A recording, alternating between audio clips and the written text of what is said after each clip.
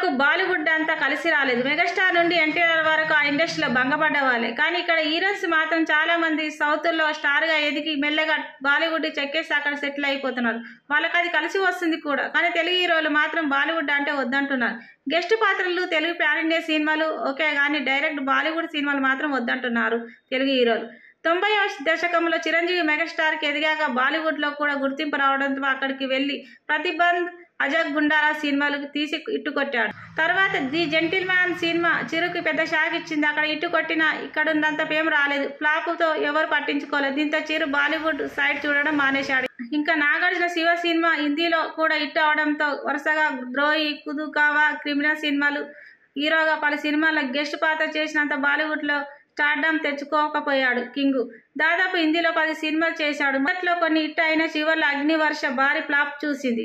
Flop రావడంతో కొన్ని సినిమాలు చూసిన టాలీవుడ్లో ఉన్నంత స్టార్డమ్ అక్కడ లేకపోవడంతో బాలీవుడ్ వద్దనుకున్నాడు నాగ్.